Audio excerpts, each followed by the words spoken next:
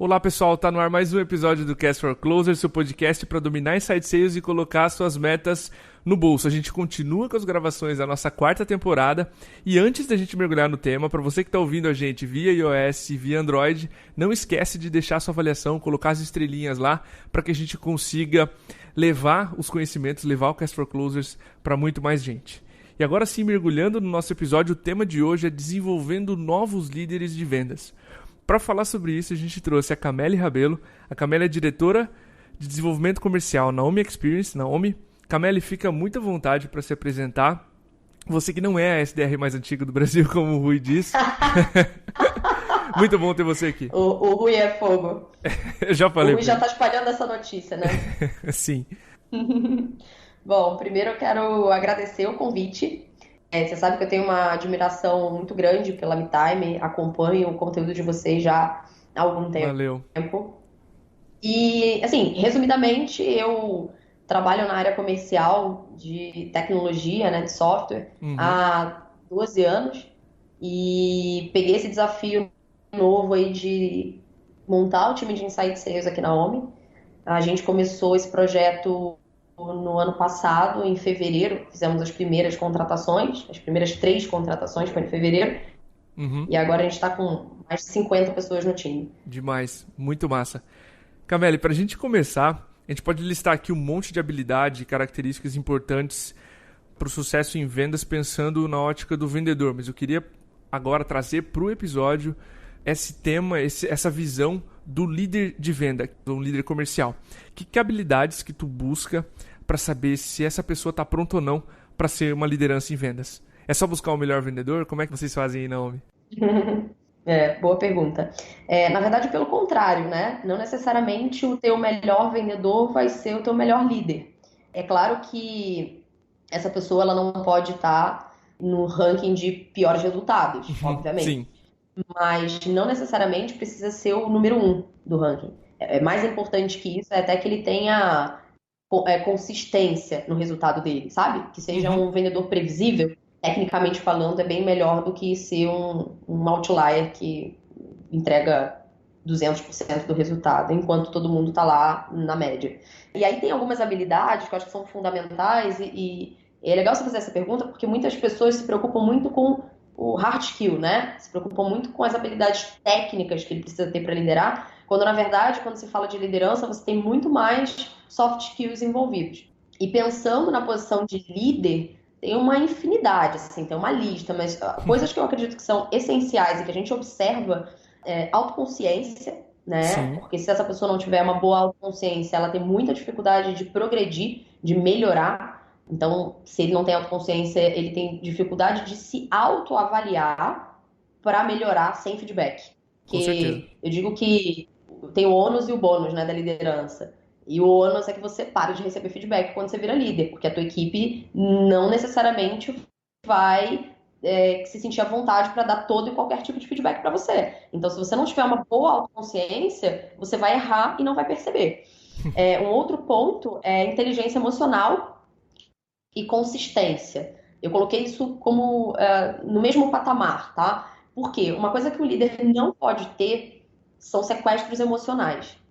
E quando você fala de uma liderança em vendas, isso é muito mais arriscado, porque você está falando de uma liderança que está trabalhando todos os dias com pressão. E se essa pessoa, quando trabalha com pressão, tem sequestros emocionais, a equipe fica muito insegura.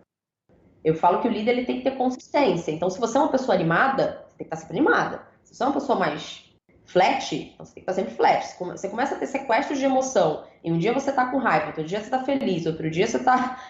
A equipe não consegue lidar com Não consegue isso, ler né? também, né? Não consegue ler o líder, não sabe o que está acontecendo. E começa a ficar insegura, começa a achar, poxa, será que é comigo? Ai, não me deu bom dia, será que fui eu que fiz alguma coisa? E isso não pode acontecer. Então, um ponto básico é ter muita inteligência emocional e ter consistência nessa emoção, sabe? As pessoas precisam olhar para você e ter aquela, sabe, clareza de que sabe com quem está lidando. Teve um professor meu de liderança, Paulo Campos, que falou uma coisa que ficou marcada para mim. Ele falou, olha, a tua equipe vai aceitar o teu erro, porque você é um ser humano, e o ser humano erra, mas ela não vai aceitar incoerência. Então, se você for incoerente, muito provavelmente tua equipe vai chegar um momento que não vai aguentar mais trabalhar com você. né?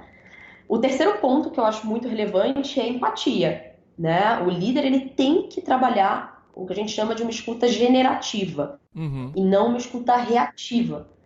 Uma vez que ele está conversando com o liderado dele, ele nunca pode estar preocupado ou mais preocupado na resposta que ele vai dar do que no que ele está ouvindo. O outro ponto que pouquíssimas pessoas trabalham e ele é fundamental é a oratória. Um bom líder ele tem que ter uma excelente oratória, porque ele vai passar mensagens para o time diariamente e cada uma delas com uma proposta diferente. Então, por exemplo, um dia você vai estar anunciando um desligamento e que talvez você tenha que ter uma postura firme, mais dura naquele momento, para mostrar que determinados comportamentos e atitudes não são Não são tolerados no aceitas. time, não Ótimo. são exatamente, não são aceitos, só que isso você faz de manhã e à tarde você já está dando parabéns para alguém dando tapa nas costas. E à tarde você já está fazendo um pitch, dando parabéns para o time todo, juntando toda a equipe para fazer um pronunciamento. Então você tem que brincar com a oratória muito bem, de quando eu tenho que ter uma fala firme, quando eu tenho que ter uma fala doce, quando eu tenho que ter uma fala extrovertida e animada. Então a oratória de um líder tem que ser perfeita. Com certeza. Um outro ponto, é uma lista infinita, tá? Mas assim, tô te passando que a gente avalia como básico aqui e sem isso a gente não promove. Saber delegar, então não ser uma pessoa que microgerencia ou que segura todas as atividades para ela e não confia nas pessoas.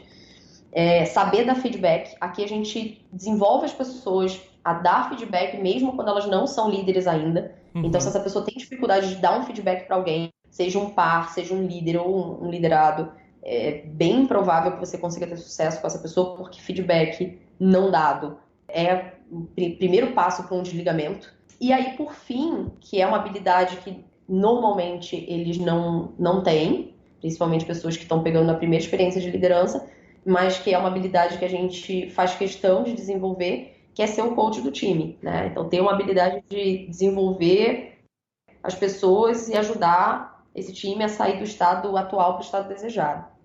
Muito bom. Gostei demais da lista. A gente participou de um workshop na Dreamforce sobre coaching, tá?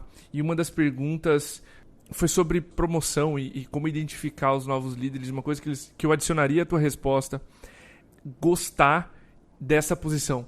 Porque muitas vezes vai ganhar menos do que um vendedor que performa muito, vai lidar com ego, vai lidar com conflito, vai ter que resolver problemas com clientes, enfim.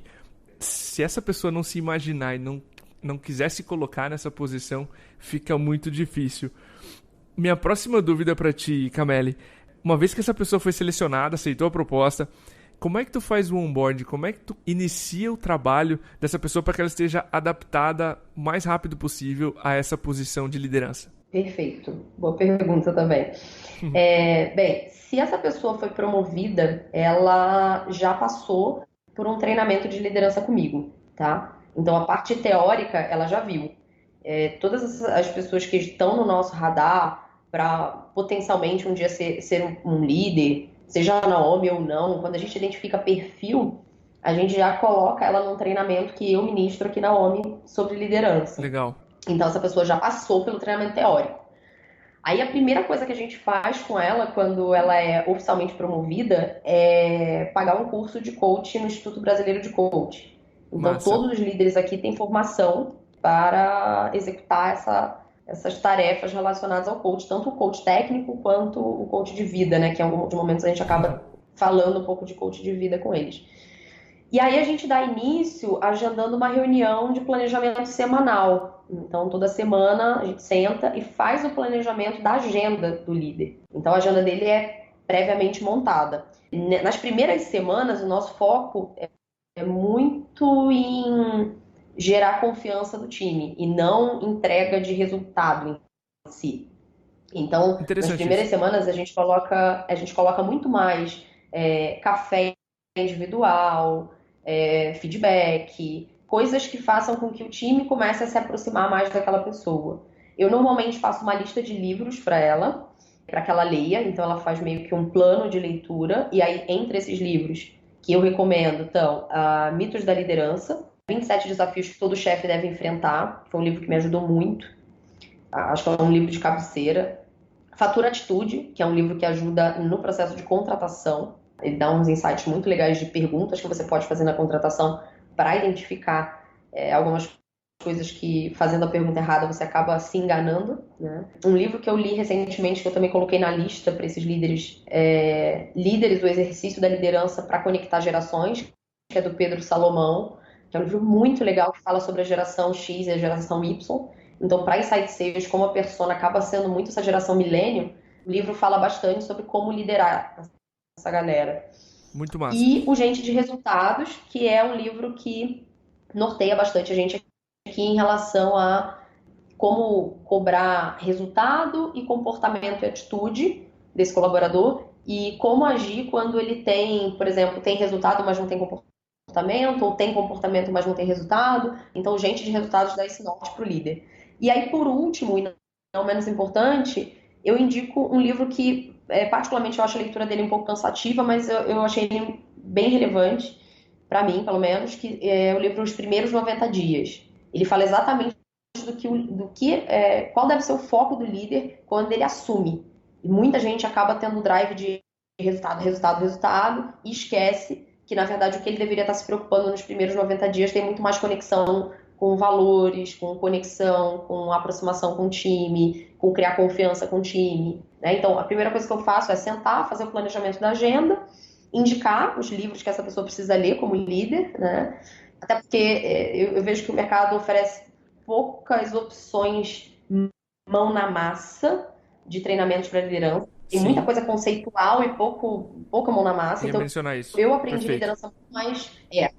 Eu aprendi liderança muito mais lendo do que fazendo curso, né? E aí, nesse início, a agenda está muito mais focada realmente no time, entender as expectativas de cada indivíduo, o líder entender qual é o estado atual, o estado desejado de cada colaborador, né? E trabalhar esses 4 pilares da confiança que eu falei. Aí, em seguida, é que a gente inicia as atividades diárias que tem o one-on-one, entrevista, lado a lado, tem uma série de atividades que aí já são as atividades que ele realmente vai cumprir ao longo das semanas, dos meses aí, que são rotina. Legal saber essa preocupação de vocês de colocar o líder, a próxima liderança em vendas muito próximo do time, gerar confiança muito mais do que sair gerando resultado. Legal ver esse cuidado que vocês têm de colocar a pessoa para fazer um coaching, porque ela vai precisar ser coach de várias outras. Gostei demais do modo como vocês conduzem o treinamento. A gente entrevistou a Karen, ela era gerente de vendas da Resultados Digitais. Uma prática que ela comentou e que eu nunca me esqueci é que quando ela começou como gerente do time, ou líder do time, ela pegou todas as pessoas que estariam abaixo dela, hierarquicamente falando, e fez uma reunião. O que você espera de mim e o que eu espero de você? Ela anotou tudo isso para que ficasse claro ao longo da trajetória. Lembra aquilo que a gente falou no primeiro dia? Eu esperava que você tivesse esse comportamento, enfim. E eu acho que esse nivelamento inicial tem muito a ver com a confiança que você falou de dar à pessoa a oportunidade de falar o que ela espera do líder dela, e muitas vezes ela vai falar coisas que são importantes para ela, que eu não esqueço. Achei legal pontuar aqui e trazer esse episódio que faz bastante tempo que a gente gravou, mas esse conselho eu achei muito importante. Eu já dei para outras pessoas que eu mentorei e funcionou muito bem aqui, inclusive. Então eu acho um conselho sempre importante para um novo líder de vendas. Cameli, outro erro frequente que a gente vê, além desse que a gente comentou de vou simplesmente promover o melhor vendedor, é negligenciar o treinamento específico para líderes, né? Isso que tu comentou de liderança. Como é que tu enxerga isso? Já pincelou a resposta, mas como é que você estrutura o treinamento dos seus novos líderes? Então, além de diretora comercial aqui na OMI, eu sou professora de vendas e liderança na Escola Conquer, né? Que é uma aceleradora de pessoas que é totalmente disruptiva, né? Muito mão na massa, e eles trabalham justamente essas habilidades de primeira camada, que são habilidades que normalmente uma pós, um MBA, a faculdade não ensinam. Então, eles trabalham habilidades como oratória, inteligência emocional, produtividade e tal. E aí, com base em todo o conteúdo que eu passo, né, enfim, eu criei um treinamento específico para liderança OMI. Então, Massa. além da gente pagar um treinamento de coach no Instituto Brasileiro de Coach, eu também formo os meus próprios líderes em casa. E assim, a dica que eu dou é para quem não tem condições de fazer isso em casa, né? Camila, eu não sou professor, eu não tenho um conteúdo pronto, eu não tenho um material para formar essa galera, ou sei lá, não gosto também, porque tem gente que não curte tanto, não é tão professoral assim. Sim. Pelo menos, então, dá a possibilidade dessa pessoa se formar fora. E aí eu sempre sugiro pagar formações de habilidade de primeira camada. E aí você pode ter, por exemplo, cursos como esses da Conquer, né, que estão ligados a aqueles soft skills que eu citei na tua primeira pergunta, mas também programação neurolinguística e coach são, acho que, formações que fazem muito sentido para um líder. Que demais. Gostei dessa definição que tu deu de primeira camada, porque normalmente a gente também não se preocupa com a oratória, e são características mega importantes, né, para liderança. Uma curiosidade que eu tenho, e eu quero pintar um cenário aqui para ti. Teu novo líder tem 6 meses na função, já conseguiu alguns resultados. Como é que você tira novamente esses seus líderes da zona de conforto e leva para aquilo que a gente estava conversando ali, antes do episódio, essa zona de pânico? Como é que você faz essas pessoas terem um novo ciclo de aprendizado? Legal. Então, eu uso um conceito que é uma matriz de flow, que foi uma proposta de um psicólogo chamado Mihaly, onde ele compara nessa matriz habilidades e desafios, né? Então, ele fala o seguinte: quando você tem desafios que estão equiparados à tua habilidade, você está num estado de flow, né? Isso é um estado Sim, mental de operação em que a pessoa está totalmente imersa no que ela está fazendo, e ela tem um sentimento de envolvimento e sucesso no processo da atividade. Por quê? Porque ela tem muita habilidade para resolver aquele desafio. E aí a matriz ela propõe esse eixo de habilidade versus desafio. E quando o desafio é maior que a habilidade, a pessoa entra num estado de ansiedade barra medo, tá? Então, resumidamente, eu sempre tento manter os líderes entre flow barra pânico. Mas não é um pânico ruim. É um pânico onde ele é desafiado a entregar coisas que ele não sabe entregar, que ele não sabe fazer, e que ele vai ter que estudar, ele vai ter que assistir um podcast, ele vai ter que ouvir um podcast, ele vai ter que ler um artigo, ele vai ter que fazer um bench, ele vai ter que pedir ajuda no professor da faculdade. Enfim, ele vai ter que correr atrás para entregar aquele desafio, porque aquele desafio está acima da habilidade dele. Então, o que a gente faz aqui com os líderes, acho que mais importante do que você ter um plano de cargos e salários para uma liderança, é esse líder tá sentindo que ele aprende todos os dias. sim. Então, eu tiro esse profissional da zona de conforto, ele tem o sentimento de que está evoluindo, e aí você precisa manter o cara nessa linha entre flow e zona de pânico, né? Aí, um exemplo que eu posso dar. Todos os líderes que estão comigo hoje são, em sua maioria, novos na função de líder. Eles nunca lideraram antes. E aí, de repente, eu pedi para todos eles que entregassem o planejamento estratégico do ano. Você imagina, né? Olho de Mônica. Sim. Tá, caraca, planejamento estratégico, nunca fez isso. Me traga E orçamento, agora? plano E e. assim, e aí o que eu fiz? Eu baixei um e-book que falava um pouco sobre como montar um bom planejamento estratégico, e mandei para todos eles e falei, executem. Eu não disse como fazer, eu só precisava que fizesse. E uma E isso referência. para alguns foi um desafio bacana, porque assim, eles nunca tinham feito, não sabiam como fazer. Então, esse tipo de atividade que você vai soltando ao longo do tempo, vai fazendo com que essa pessoa saia do flow, que é um momento muito gostoso e de zona de conforto, onde o sucesso é certo, né? Porque você já sabe qual é o processo, qual é a atividade, está muito tranquilo para fazer, e você coloca ele numa zona de pânico, que é aquela zona de caramba, eu não sei fazer isso. E aí, assim, particularmente, né, Camille falando agora, adoro a zona de pânico.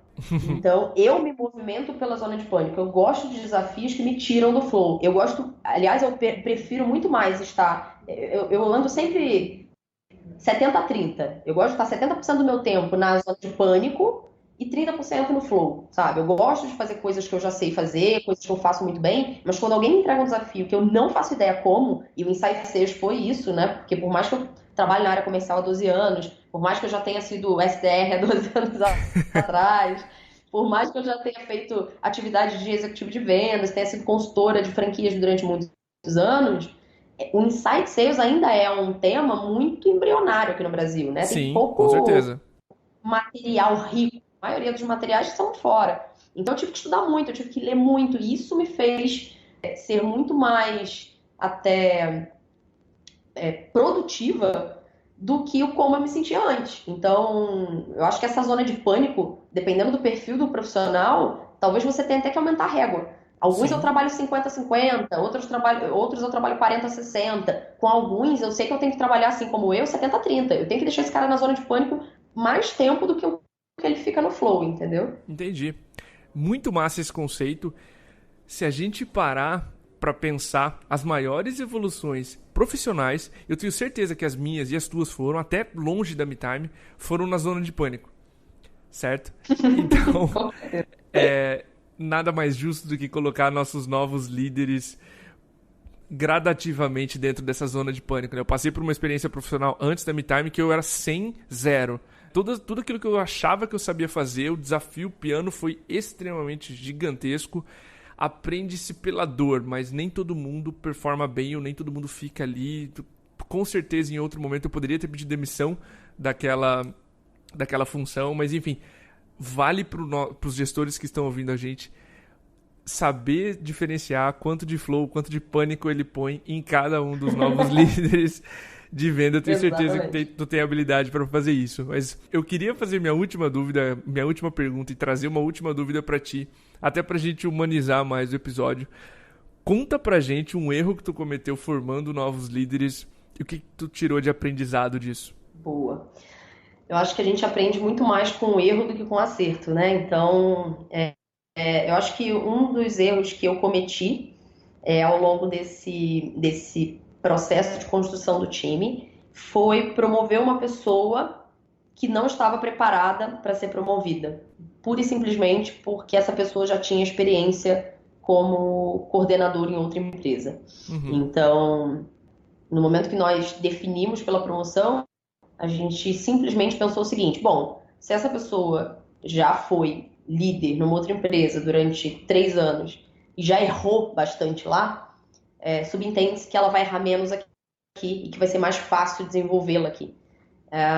Só que a gente não deu atenção para alguns pontos, como aqueles skills que eu falei no início do nosso papo, né? Uhum. E que não estavam bem desenvolvidos e que são skills de primeira camada, então, assim, não são tão simples de resolver. Demandam tempo, demandam treinamento, demandam dedicação. É muito mais fácil quando essa pessoa já está preparada nesses skills de primeira camada. E, para piorar, não existia legitimidade do time para aquela pessoa ser promovida. Então, como o time não aceitou bem a promoção, a gente só tinha uma alternativa, que foi desligar, aceitar que a gente errou e fazer o desligamento. Perfeito. Hoje, a gente aprendendo com isso, primeira coisa, a gente não fica em pânico quando sente que a demanda está muito alta. Então, a gente gosta quando o próprio time fala: oh, ok, tá precisando de mais um líder aqui, hein? Então, quando o próprio time já começa a sinalizar que precisa de uma liderança, é muito mais fácil você promover alguém do time, porque existirá um reconhecimento geral de que ele é necessário. E aí, segundo ponto que a gente faz aqui também é bater um papo com todos os integrantes do time para entender como eles enxergam a próxima liderança, né? Quem eles enxergam numa próxima liderança. É claro que não tem como ser unânime, mas normalmente as pessoas mais citadas são as pessoas que já estavam no nosso radar. E aí a promoção fica muito mais tranquila, muito mais leve. E assim, a aceitação é muito maior. Ótimo. Camille, gostei demais do episódio, aprendi uma aula contigo. Sempre que a gente senta pra conversar, eu falo, pô, tem coisa demais que eu não sei ainda. Obrigado pela oportunidade de te entrevistar, pela tua presença aqui. Sei que as agendas não são fáceis de conciliar, principalmente a tua. Conhecendo o Marcelo, conhecendo a área comercial da OMI, eu sei que não é fácil para você estar aqui também. E obrigado, fica à vontade para participar outras vezes. Obrigada a você, eu que agradeço. É um prazer gigante estar aqui batendo esse papo contigo. Também aprendo muito com vocês todos os dias, acompanho, leio todos os artigos. Então, fique à vontade também para me convidar numa próxima, um outro tema. Estou aqui à disposição de vocês, viu? Show de bola. Muito obrigado. É isso aí, pessoal. Até a próxima. Um abraço.